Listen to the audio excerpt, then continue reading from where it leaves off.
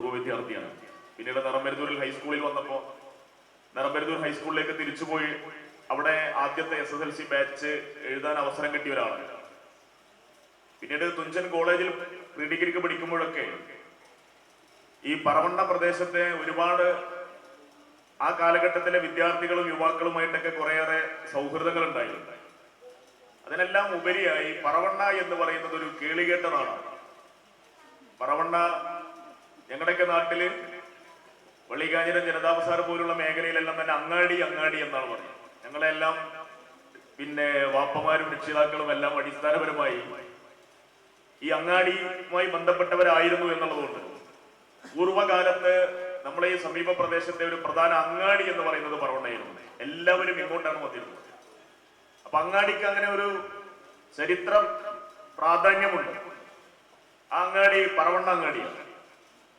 ആ പറവണ്ണ അങ്ങാടിയുടെ ഒരു മഹിമ പല നിലയിലും ഉയർത്തിപ്പിടിച്ചിരുന്നവരായിരുന്നു ഈ പ്രദേശത്തെ സാമൂഹ്യ പ്രവർത്തകരും നല്ല ഊർജ്ജസ്വലരായ ചെറുപ്പക്കാരും.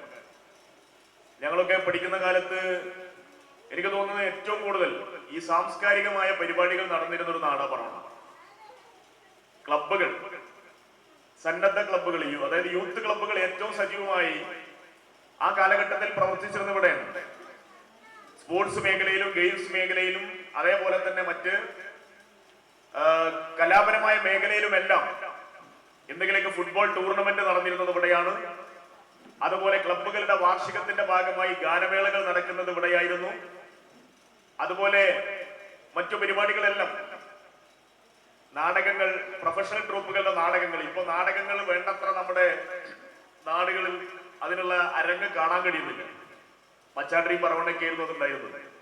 അപ്പൊ അങ്ങനെ പഴയ കാലത്ത് ഈ സാമൂഹ്യ സാംസ്കാരിക മേഖലകളിൽ നിറഞ്ഞു നിന്നിരുന്നു ഇവിടത്തെ ഒരു കൂട്ടം ചെറുപ്പക്കാരെന്നുള്ളതാണ്.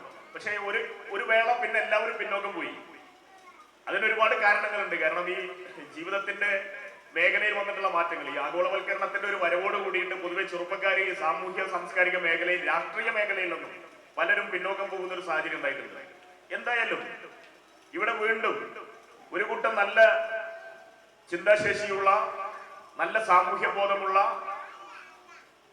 നല്ല മനസ്സുള്ള ഒരു കൂട്ടം ചെറുപ്പക്കാർ അവർ ഒത്തുചേർന്ന് അവരുടെ പ്രിയപ്പെട്ട സുഹൃത്തുക്കളായിരുന്ന ജലീലിന്റെയും സ്മരണയ്ക്ക് വേണ്ടി ഇങ്ങനെ ഒരു സംഘടന ഉണ്ടാക്കിയത് എന്തുകൊണ്ടും ശ്ലാഘനീയമാണ്.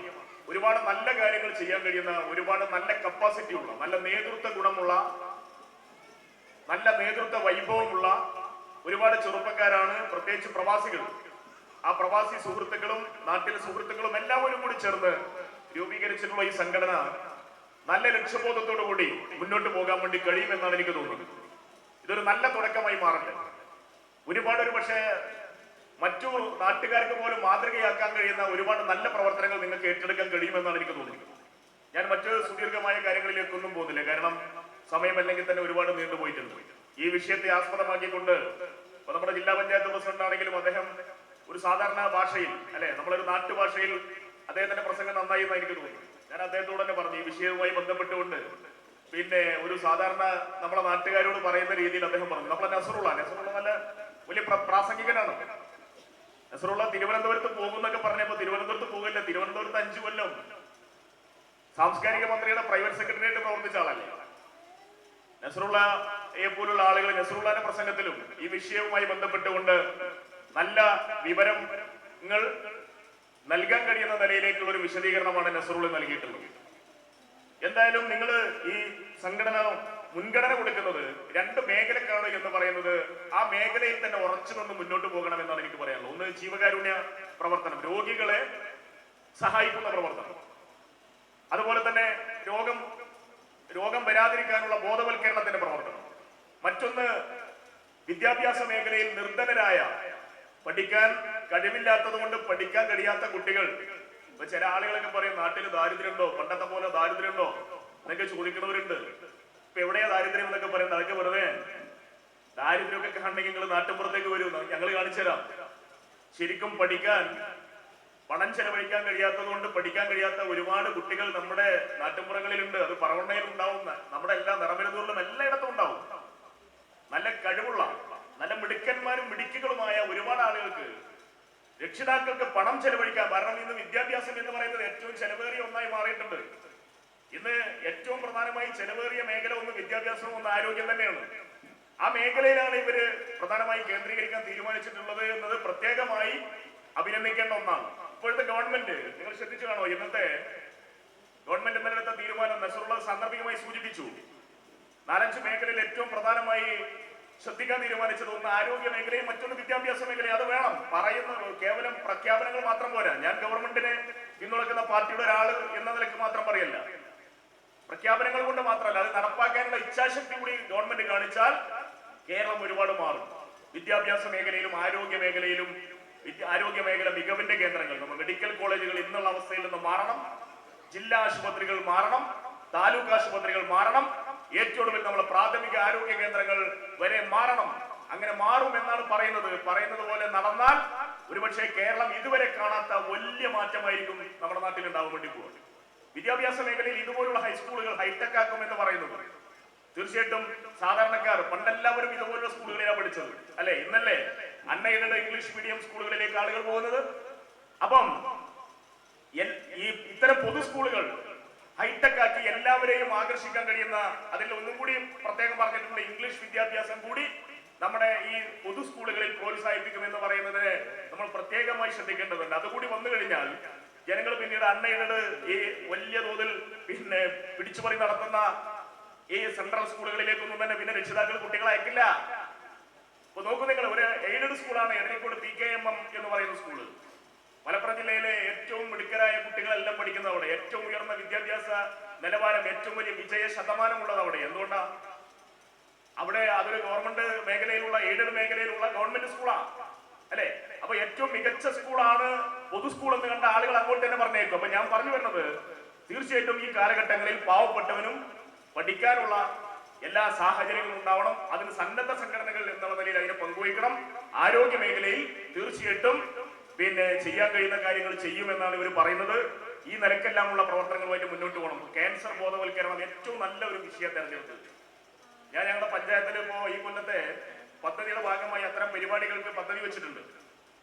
ഈ പഞ്ചായത്ത് ബ്ലോക്ക് എന്നൊക്കെ പറയുമ്പോൾ നേരത്തെ ഷുക്കൂർ ആവശ്യപ്പെട്ടു നമ്മുടെ നസറുള്ളയോട്, നിങ്ങൾ ബ്ലോക്ക് പഞ്ചായത്ത് സഹായിക്കണം. ഇതൊക്കെ പരിമിതിയുണ്ട്. ഈ പഞ്ചായത്ത് ബ്ലോക്കൊക്കെ പദ്ധതി ഉണ്ടാക്കുമ്പോൾ ഈ സന്നദ്ധ സ്ഥാപനങ്ങൾക്ക് സഹായം കൊടുക്കാനൊന്നും ഒപ്പില്ല. നിങ്ങളൊരു കാര്യം മനസ്സിലാക്കേണ്ടത്, സർക്കാർ തരുന്ന പണം ചെലവഴിക്കാൻ ഒരു വലിയ കിതാബും തരും, സർക്കാർ പണ്ടും തരുന്നു. ആ കിതാബിൽ ഇങ്ങനെ ഓരോ മേഖലയിൽ എഴുതിയിട്ടുണ്ടാവും, ഇന്നതിന് മാത്രമേ ചെലവാക്കാനാവൂ, അത് മാത്രമേ ചെയ്യാൻ കഴിയുള്ളൂ. അല്ലാതെ ഞങ്ങൾക്കൊക്കെ ഒരുപാട് കാര്യങ്ങൾ മനസ്സിൽ, ഒരുപാട് ആശയങ്ങളും അതുപോലെ തന്നെ ഒരുപാട് കാഴ്ചപ്പാടുള്ളവരാണ്, ചെയ്യാൻ കഴിയില്ല. അതിന് നിങ്ങൾ നസറുള്ളാഹിനെയും സിദ്ദീഖിനൊന്നും കുറ്റം പറഞ്ഞിട്ട് കാര്യമില്ല, വെട്ടമാലിക്കോയൊന്നും കുറ്റം പറഞ്ഞിട്ട് കാര്യമില്ല.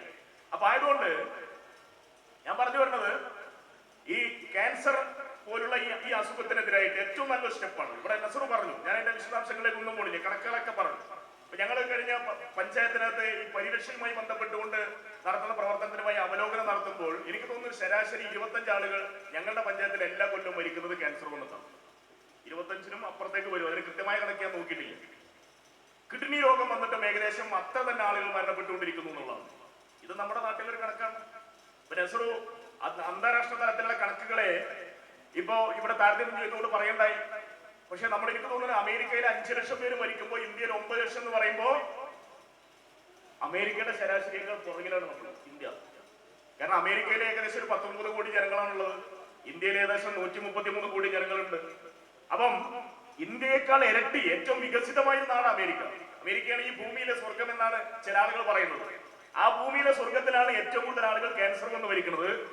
എനിക്കും തോന്നുന്നത് ശരാശരി ലോകത്ത് ക്യാൻസർ കൊണ്ട് മരണപ്പെട്ടവരുടെ എണ്ണം ഏറ്റവും കുറവുള്ള നാട് ഇന്ത്യയിൽ. ഇന്ത്യയിൽ തന്നെ നമ്മൾ കേരളത്തെ കുറിച്ച് പറയുമ്പോൾ നമ്മൾ വലിയ അഭിമാനത്തോടുകൂടി പറയുന്നവരാണ്. കേരളത്തിന്റെ ഒരു പ്രത്യേകത തന്നെ അഖില ലോകാടിസ്ഥാനത്തിൽ ഒരു പുകൾപെറ്റ മാതൃക കേരളം മുന്നോട്ട് വെക്കുന്നത്. നമ്മുടെ കൊച്ചു കേരളത്തിന് ലോകത്ത് വലിയ ഒരു പ്രാധാന്യം ഉണ്ടായെന്താ? നമ്മൾ ഇന്ത്യയുടെ ഭൂപടത്തിന്റെ തെക്കേ അറ്റത്ത് ഒരു പേന കൊണ്ട് കോറിയിട്ടതുപോലുള്ള വലിപ്പം മാത്രമേ ഉള്ളൂ എങ്കിൽ പോലും ലോകത്ത് ഈ അമേരിക്ക പോലുള്ള വികസിത നാടുകൾക്ക് സമാനമായ ഒരു വികസന മാതൃക നമ്മൾ ഉയർത്തിക്കാണിച്ച ഏറ്റവും പ്രധാനപ്പെട്ട മേന്മ വിദ്യാഭ്യാസ ആരോഗ്യ മേഖലയിലെ നേട്ടമാണ്. ഏറ്റവും കൂടിയ ആയുസ് പടച്ചു തന്നിരിക്കുന്നത് നമ്മൾ മലയാളിക്കാണ്. ഇന്ത്യക്കാരനേക്കാൾ ശരാശരി 5 വയസ്സ് അധികം മലയാളി ജീവിക്കുന്നുണ്ട് അല്ലെ? വിദ്യാഭ്യാസത്തിൽ നമ്മൾ മുന്നിലാണ്. പക്ഷെ ഇതൊക്കെ പറയുമ്പോഴും ഏറ്റവും മാരകമായ അസുഖങ്ങൾ ഏറ്റവും കൂടുതൽ കടന്നു വരുന്നത് ഇപ്പോ മലയാളികൾക്കിടയിലെയാണ്. അതിന്റെ കാരണങ്ങൾ ഇവിടെ എല്ലാവരും വിശദീകരിച്ചു കഴിഞ്ഞതാണ്. അതുകൊണ്ട് നമ്മൾ പരമാവധി ഇവിടെ എല്ലാവരും പറഞ്ഞതുപോലെ ഈ ക്യാൻസറിനെ കുറിച്ച് നസറുവിന്റെ ഒക്കെ വിശദീകരണം കേൾക്കുമ്പോൾ അല്ലെ, ഇനി വരാൻ പോകുന്ന വിശദീകരണം കേൾക്കുമ്പോൾ നമുക്ക് നല്ല ഭയം തോന്നും. അങ്ങനെ ഭയപ്പെടൊന്നും വേണ്ട. അങ്ങനെ ഭയപ്പെടേണ്ട കാര്യം ഇവിടെ പറഞ്ഞതുപോലെ ഭക്ഷണ രീതി കൊണ്ട് മാത്രം ഇത് വരുന്നു എന്ന് പറയുമ്പോൾ നിങ്ങൾക്കറിയോ, EMS എന്ന് പറയുന്ന നേതാവിന്റെ മോൻ EM ശ്രീധരൻ എന്ന് പറയുന്ന ഏറ്റവും വലിയ ബുദ്ധിജീവി, ആസൂത്രണ ബോർഡും മെമ്പർ, അവരൊക്കെ ജീവിത രീതി മത്സ്യവും മാംസവും ഒന്നും കഴിക്കുന്നതല്ലല്ലോ. EM ശ്രീധരൻ മരിച്ചത് ക്യാൻസർ വന്നിട്ടാണ്. സുശീല ഗോപാലൻ എന്ന് പറയുന്ന AKGയുടെ ഭാര്യ മരിച്ചത് ക്യാൻസർ വന്നിട്ടാണ്. അപ്പൊ അതുകൊണ്ട് മാത്രം ഇത് നമ്മുടെ ഭക്ഷണരീതി കൊണ്ട് മാത്രമല്ല, പക്ഷേ മലബാറിൽ ആളുകൾക്ക് ക്യാൻസർ രോഗം വരുന്നതിൽ വലിയ പങ്ക് ഭക്ഷണരീതി തന്നെയാണ്. അനിയന്ത്രിതമായ മാംസാഹാരം, പ്രത്യേകിച്ച് ചുവന്ന മാംസം, ബീഫും അതേപോലെ തന്നെ മട്ടനും നല്ലതുപോലെ ഇതിൽ പങ്കുവയ്ക്കുന്നുണ്ട്. പൊറോട്ടയുടെ അമിതമായ ഉപയോഗം അതിൽ പങ്കുവയ്ക്കുന്നുണ്ട് അല്ലെ. അപ്പൊ അതെല്ലാം നമ്മൾ പരമാവധി ഇവിടെ നേതാക്കന്മാരും മുൻപ് പ്രസംഗിച്ച നേതാക്കന്മാർ പറഞ്ഞതുപോലെ നിയന്ത്രിക്കാൻ നമ്മൾ തയ്യാറാവണം. പരമാവധി വ്യായാമം ജീവിതത്തിന്റെ ഒരു ശീലമാക്കി മാറ്റണം. വ്യായാമമാണ് ഏറ്റവും വലിയ പ്രതിരോധം. അത് ഏറ്റവും ചെറിയ പ്രായം മുതൽ വലിയ പ്രായം, ഏറ്റവും മുതിർന്ന ആളുകൾക്ക് ഇടയിലേക്ക് വരെ വ്യായാമത്തിന് വേണ്ടി നമ്മൾ നിരന്തരമായി പറഞ്ഞുകൊണ്ടിരിക്കണം. അതിനുള്ള സാഹചര്യം ഉണ്ടാക്കി കൊടുക്കണം. പിന്നെ മറ്റൊന്നും നമുക്ക് തടയാൻ കഴിയാന്ന് പറഞ്ഞാൽ ഈ ഇവിടുത്തെ ചെറുപ്പക്കാർ നിങ്ങൾ മാതൃക കാണിക്കേണ്ടത് ഇത്തരം കാര്യങ്ങളിൽ മാത്രമല്ല. എനിക്കിവിടെ ഈ 18 ഇതിലെ മെമ്പർമാരോട് പറയാനുള്ളത്, നിങ്ങളൊരു മോഡലായി മാറാൻ നിങ്ങൾ ഏറ്റവും പ്രധാനമായി ഈ അസുഖങ്ങൾ കടന്നു വരുന്നത് നമ്മളെ പച്ചക്കറി കഴിക്കുന്നതിലൂടെയാണ്, മറ്റു ഭക്ഷണങ്ങളിലൂടെയാണ്. അപ്പം കീടനാശിനി തെളിച്ച ഭക്ഷണം, പച്ചക്കറി, അതാണ് കേരളത്തിൽ ഏറ്റവും കൂടുതൽ വിറ്റ്. ഇപ്പൊ കേരളത്തിൽ അതിനൊരു ബദൽ വന്നുകൊണ്ടിരുന്നു. നിങ്ങൾ ഈ കഴിഞ്ഞ ഓണത്തിന് കേരളത്തിന്റെ പാടശേഖരങ്ങളിൽ എന്തിനേറെ രാഷ്ട്രീയ പാർട്ടികൾ വരെ മുൻകൈയെടുത്തുണ്ടാക്കിയ പച്ചക്കറി ഏതാണ്ട് 1/3 ഭാഗം കേരളത്തിൽ വിറ്റു എന്നുള്ളതാണ്. മമ്മൂട്ടി പോലും ഈ മേഖലയിൽ പ്രവർത്തിച്ചുകൊണ്ടിരിക്കുന്നത്. സന്തോഷമുണ്ട്. മമ്മൂട്ടിക്ക് ഇപ്പോ പച്ചക്കറി തോട്ടത്തിൽ പച്ചക്കറി ഉണ്ടാക്കിയിട്ട് പിന്നെ കച്ചവടം നടത്തിയിട്ട് ജീവിക്കേണ്ട ഒരു ഗതികേടില്ല. ഒരു സിനിമയിൽ അഭിനയിച്ച ശരാശരി ഏറ്റവും ചുരുങ്ങിയത് 1 കോടി രൂപ വാങ്ങണമാണ്. ആ മമ്മൂട്ടി എറണാകുളത്ത് ഒരുപാട് പിന്നെ ഭൂമി പാട്ടത്തിനെടുത്ത് അവിടെ നല്ല പച്ചക്കറി ഉണ്ടാക്കി നല്ല വിളവുണ്ടാക്കിയിട്ടുണ്ട്. അദ്ദേഹം രാഷ്ട്രീയ നേതാക്കന്മാരോട് പറഞ്ഞത്, രാഷ്ട്രീയ പാർട്ടി നേതാക്കളോട് അദ്ദേഹം പറഞ്ഞത്, നിങ്ങൾ രാഷ്ട്രീയക്കാർ കൃഷി ഒരു രാഷ്ട്രീയ പ്രവർത്തനമാക്കി മാറ്റണം എന്നുള്ള നല്ല നിർദ്ദേശം. രാഷ്ട്രീയ പാർട്ടി പ്രവർത്തകന്മാർ, ചെറുപ്പക്കാർ, സന്നദ്ധ സംഘടനകൾ തീർച്ചയായിട്ടും അത് ഉൾക്കൊള്ളണം എന്നുള്ളതാണ് എനിക്കും പറയാനുള്ളത്. അതുകൊണ്ട് ഇവിടെ ഈ ക്ലബിന്റെ ഭാഗമായി പിന്നെ കഴിയുമെങ്കിൽ ഒരു ഏക്കറോ 2 ഏക്കറയോ മറ്റോ പ്രത്യേകമായ സ്ഥലം കണ്ടെത്തി നിങ്ങൾ ചെറുപ്പക്കാർ, പ്രവാസികൾ എല്ലാവരും കൂടി മുൻകൈയെടുത്ത് ഒരു നല്ല ജൈവ പച്ചക്കറി തോട്ടം ഉണ്ടാക്കുക, അതിൽ നല്ല വിളവുണ്ടാക്കുക. സ്വാഭാവികമായും അതിലൂടെ ഉണ്ടാകുന്ന പച്ചക്കറി കൊണ്ട് മാത്രം എല്ലാവർക്കും കഴിക്കാനാവില്ല, പക്ഷെ അത് മറ്റുള്ളവർക്ക് ഒരു പ്രചോദനവും. എവിടെയും ഒരു നല്ല കാര്യം ആരെങ്കിലും ചെയ്യുമ്പോൾ മറ്റുള്ളവർക്ക് അതുപോലെ ചെയ്യാൻ തോന്നും. ഇപ്പോ അതൊരു ട്രെൻഡായി വളർന്നിട്ടുണ്ട്. ഇപ്പോ വളരെ സമ്പത്തുള്ള ആളുകളും വലിയ വിദ്യാഭ്യാസമുള്ള ആളുകളും വലിയ ഉദ്യോഗത്തിൽ നിൽക്കുന്ന ആളുകളും എല്ലാം പരമാവധി അവരുടെ പുരയിട കൃഷി, പച്ചക്കറി കൃഷി, ടെറസിന്റെ മുകളിൽ ഗ്രോ ബാഗിലൂടെ എങ്കിലും പച്ചക്കറി ഉണ്ടാക്കുന്ന ഒരു ട്രെൻഡ് നമ്മുടെ നാട്ടിൽ വളർന്നു വന്നിട്ടുണ്ട്. അപ്പൊ അത്തരം കാര്യങ്ങൾ കൂടി നിങ്ങൾ മുൻകൈ എടുക്കണമെന്നാണ് പറയാനുള്ളത്. ഇപ്പൊ അടുത്ത ദിവസം ഈ പച്ചക്കറിയിലെ കീടനാശിനിയെ കുറിച്ച് പറഞ്ഞപ്പോഴാണ് നമ്മൾ നടൻ ശ്രീനിവാസൻ ചൈനയിൽ പോയതിന്റെ ഒരു അനുഭവം ഫ്ലവർ ടിവിയിൽ മിഞ്ഞാന്നും കാണാൻ കഴിയും. ചൈനയിലെ വിശാലമായ കൃഷിത്തോട്ടത്തിലൂടെ നടന്നു പോകുന്ന പിന്നെ ക്യൂബ മുകുന്ദൻ എന്നൊക്കെ പറഞ്ഞിട്ടാണ് അവതരിപ്പിച്ചത്. അദ്ദേഹം പറയുന്നു, കാണുമ്പോൾ തന്നെ നമ്മളെ ആകെ എന്താ പറയുക അത്ഭുതപ്പെടും. ഇപ്പൊ ചൈനയിലേക്ക് പോയ ആൾക്കാർ ഇവിടെ ഇരിക്കുന്നുണ്ടോ? ഇവരൊക്കെ ശുക്ർ ഉൾപ്പെടെയുള്ള ആൾക്കാരൊക്കെ ചൈനയിൽ പോയിട്ടുണ്ടെന്നായിരിക്കും തോന്നി. അവിടുത്തെ കൃഷിഭൂമിയിൽ ശ്രീനിവാസൻ പറയുന്നത് നമുക്ക് ക്യാമറയിലൂടെ കാണുമ്പോൾ നമ്മളെ അമ്പരപ്പിക്കുന്ന കാഴ്ച. എന്നിട്ട് അദ്ദേഹം പറയുന്നു, കൃഷി എന്ന് പറയുന്നത് ചൈനയിൽ വിജയകരമായ ഒന്നാണ്, ഇന്ത്യയിലേതുപോലെയല്ല. അവിടുത്തെ മിക്ക കൃഷിക്കാരും BMW കാറിലാണ് അവർ ജീവിക്കുന്നത്. വീട്ടിൽ നിന്ന് BMW കാറില് കൃഷിഭൂമിയിൽ വന്ന് അവിടെ പണിയെടുത്ത്, ഫിസിക്കലായി പണിയെടുത്ത്, ചേറും ചെളിയിലും എല്ലാം വിയർപ്പുമെല്ലാം അതില് നേരിട്ട് കായികമായി അധ്വാനിച്ച് അത് കഴുകി വൃത്തിയാക്കിയിട്ട് അതേ കാലം തിരിച്ചു പോകുന്നു എന്നാ പറയുന്നത്. അവിടെ കീടനാശം കളിച്ച ഒരു പച്ചക്കറിയോ ഒരു സാധനമോ ചൈനയിൽ വിൽക്കാൻ സമ്മതിക്കുന്നില്ല എന്നാണ് ശ്രീനിവാസൻ പറയുന്നത്. നമ്മുടെ നാട്ടിലെ അവസ്ഥ അതാണോ? അപ്പം ഇത് ഗവൺമെന്റ് വളരെ കർശനമായ നിലപാടുകൾ സ്വീകരിക്കണം. അതുപോലെ തന്നെ നമ്മുടെ നാട്ടുകാരും നല്ല ജാഗ്രത ഉണ്ടാവണം. അപ്പൊ അതുകൊണ്ട് നമ്മൾ കീടനാശിനി ഇല്ലാത്ത പച്ചക്കറി നമുക്ക് പരമാവധി ഈ കേരളത്തിൽ എല്ലാ കാര്യത്തിലും സ്വയം പര്യാപ്തത കൈവരിക്കാനൊന്നും കഴിയില്ല. നമ്മളെല്ലാം വാങ്ങണവരാ, നമുക്കെല്ലാം ഉണ്ടാക്കാൻ കഴിയില്ല. നമ്മൾ പിന്നെ എല്ലാ സാധനങ്ങളും ഉണ്ടാക്കാൻ കഴിയില്ല. പരി ഉൾപ്പെടെയുള്ള പല സാധനങ്ങളും നമ്മൾ ഇനി വിചാരിച്ചാൽ നടക്കൂല. നെൽപ്പാടഞ്ഞ് തിരിച്ചുകൂടെ. പക്ഷെ പച്ചക്കറിയിലെങ്കിലും കേരളത്തിന് സ്വയം പര്യാപ്തത കൈവരിക്കാനാവും. കേരളത്തിലെ എന്തിനേറെ മലപ്പുറം ജില്ലയിൽ തന്നെ ഇപ്പോ ഇത്തവണ ഞങ്ങളൊക്കെ നടത്തിയ പച്ചക്കറി ചന്തയിൽ ഏറ്റവും കൂടുതൽ പച്ചക്കറി വന്നത് വണ്ടൂര് മേഖലയിൽ നിന്നാണ്. അവിടെ ടൺ കണക്കിന് പച്ചക്കറികൾ ഉണ്ടാവുന്നു. അപ്പൊ നമ്മൾ വിചാരിച്ച നമ്മുടെ നാട്ടുപുറങ്ങളിലും ഇത് ഉണ്ടാക്കാൻ വേണ്ടി കഴിയുമെന്നാണ് പറയാനുള്ളത്. അപ്പൊ അത്തരം പ്രവർത്തനങ്ങളിൽ കൂടി ഇത്തരത്തിലേക്കുള്ള നമ്മുടെ സാമൂഹ്യ പ്രവർത്തകരുടെ ഒരു ശ്രദ്ധയും പരിഗണനയും ഉണ്ടാകണം എന്ന് കൂടി പറഞ്ഞുകൊണ്ട് ഞാൻ അവസാനിപ്പിക്കുന്നു. വളരെ നല്ല ഒരു പ്രവർത്തനത്തിനാണ് തുടക്കം കുറിച്ചിട്ടുള്ളത്. തീർച്ചയായിട്ടും ഒരുപാട് ചെറുപ്പക്കാർ, ആ ചെറുപ്പക്കാർ എത്ര ആളുണ്ട് എന്നുള്ളതല്ല പ്രശ്നം, അതിൽ പ്രവർത്തിക്കുന്ന ആളുകളുടെ ഒരു ഇച്ഛാശക്തിയാണ് പ്രശ്നം. അതുകൊണ്ട് നിങ്ങൾ നല്ല നിലയിലേക്ക് മുന്നോട്ട് പോകണം. തീർച്ചയായിട്ടും നിങ്ങളുടെ പ്രവർത്തനവുമായി മുന്നോട്ട് പോകുമ്പോൾ കുറെ കൂടി നല്ല സംരംഭങ്ങൾക്ക് ഞങ്ങളെപ്പോലുള്ള പൊതുപ്രവർത്തകർ, പഞ്ചായത്ത് ഭരണസമിതിയുടെ ആളുകൾ, ബ്ലോക്ക് ഭരണസമിതികൾ ഒക്കെ നല്ല സംരംഭങ്ങൾക്ക് മുന്നോട്ട് വരുമ്പോൾ തീർച്ചയായിട്ടും അതിൽ നിങ്ങളുടെ എല്ലാ സംഘടനകളുടെ കൂടി സഹകരണം ഉറപ്പാക്കാൻ ഞങ്ങൾ ശ്രമിക്കും എന്നും കൂടി പറഞ്ഞുകൊണ്ട് ഈ സംരംഭത്തിന്, ഈ ബോധവൽക്കരണ ക്ലാസ്സിന് വളരെ നന്നായി ഇപ്പൊ സോഫിയ സിസ്റ്റർ ഇവിടെ ഇരിക്കുമ്പോൾ അവരൊക്കെ ഞങ്ങളെ പഞ്ചായത്ത് നടത്തുന്ന 1-2 ക്യാമ്പുകളിൽ ഞങ്ങൾ പിന്നെ ക്ഷണിച്ചിട്ട് അവിടെ ക്ലാസ് നടത്തിയിരുന്ന ആൾക്കാരാണ്. നന്നായിട്ട് ഈ കാര്യങ്ങളെല്ലാം പറയാൻ വേണ്ടി കഴിയുന്ന ഒരാളെന്നെയാണ്. അപ്പൊ അവര് നിങ്ങൾക്ക് വളരെ ലളിതമായ ഭാഷയിൽ ഈ കാര്യങ്ങൾ പറഞ്ഞു തരും. ആ നിലയിൽ ഇത് നിങ്ങൾ ഉപയോഗപ്പെടുത്തണം. നേരത്തെ പറഞ്ഞതുപോലെ ക്യാൻസർ ക്യാമ്പ് വരുമ്പോൾ ആരും ഭയപ്പെട്ടിട്ട് പിന്നോട്ട് പോകരുത്. ആ ക്യാമ്പിൽ എല്ലാവരും, ഇപ്പൊ ഞാൻ ഉൾപ്പെടെ രജിസ്റ്റർ ചെയ്യാൻ വേണ്ടി തീരുമാനിച്ചിട്ടുണ്ട്. നമ്മളെല്ലാവരും ആ ക്യാമ്പിൽ വന്ന് പരിശോധന നടത്തണം. അറിഞ്ഞു കരുതിയിട്ട് എന്താ ഇത്ര ബേജാറ്? ഇത് അതിന്റെ തുടക്കത്തിലെ സ്റ്റേജിൽ അറിഞ്ഞാൽ പിന്നെ നമുക്ക് ചികിത്സിച്ച് രക്ഷപ്പെടുത്താം. കുറെ കഴിഞ്ഞിട്ട് അറിഞ്ഞാൽ പിന്നെ ഒരു രക്ഷ ഉണ്ടാവില്ല. വേഗം അല്ലെ, പടച്ചോന്റെ വിധി അതാണെന്ന് കരുതി വേഗം എല്ലാവരോടും സലാം പറഞ്ഞു പോവാം. അതുകൊണ്ട് നേരത്തെ അറിഞ്ഞാൽ, നേരത്തെ ചികിത്സിച്ചാൽ പരമാവധി തുടക്കത്തിൽ തന്നെ തടയാൻ വേണ്ടി കഴിയും. അതുകൊണ്ട് നേരത്തെ ഉണ്ണികൃഷ്ണൻ സാർ പറഞ്ഞതുപോലെ ജില്ലാ ആശുപത്രിയിൽ ക്യാമ്പ് നടത്തിയപ്പോൾ 15 ആളാണ് പങ്കെടുത്തെന്നുള്ള അനുഭവം ഉണ്ടാവരുത്. നമ്മുടെ നാട്ടുകാർ അക്കാര്യത്തിൽ അല്പം ധൈര്യമുള്ളവരാണ്, നല്ല ബോധമുള്ളവരാണ് എന്ന് കാണിച്ചു കൊടുത്ത് ആ ബോധവൽക്കരണ പരിപാടിയിലേക്ക്, ക്യാമ്പിലേക്ക് കൂടുതൽ ആളുകൾ വരാൻ തയ്യാറാവണം എന്നുകൂടി മാത്രം പറഞ്ഞുകൊണ്ട് ഈ പരിപാടിക്ക് എല്ലാ വിധത്തിലുള്ള വിജയാശംസകൾ നേർന്നുകൊണ്ട് ഞാൻ അവസാനിപ്പിക്കുന്നു.